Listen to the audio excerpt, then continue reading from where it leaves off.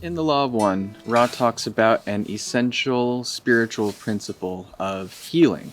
And they describe healing, true healing, as when a person or an entity realizes the Law of One deep within themselves, or when they realize the true unity of themselves with everything, or the true nature of oneness. Once that realization happens, Ra says that is when true healing can occur.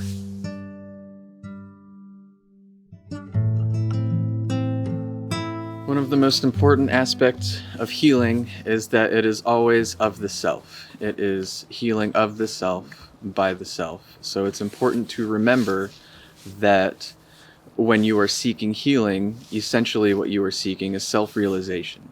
And an important part of that is a faith in the process of healing, that this inner journey, this attempt to know the self and accept the self, will eventually result in your essential healing.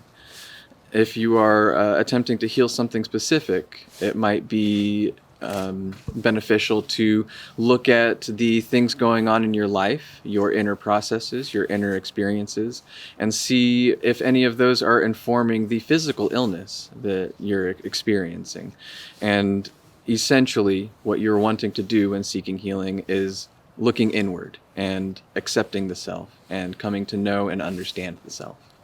Another way to look at healing is that when we experience physical ailments, it is sort of like a catalyst that goes unused, or experiences in our lives that are ignored and we don't process them.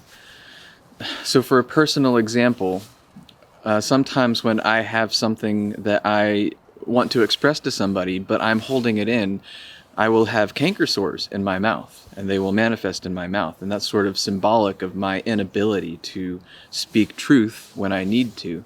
And they normally heal once I realize that this is a catalyst urging me to look inward. And then I speak that truth. I share whatever I have been holding back, and the essential healing takes place, and the canker sores can disappear.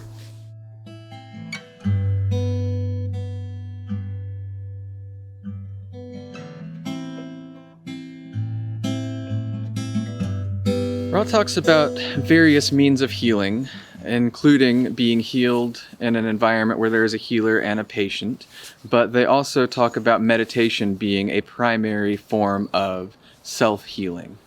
Ra describes the role of the healer as that of a catalyst. They want to emphasize that healing doesn't take place because the healer heals a patient.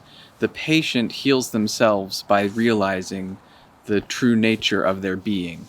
The healer is there only to act as a catalyst for that person and allow an environment that provides an opportunity for that realization in various ways.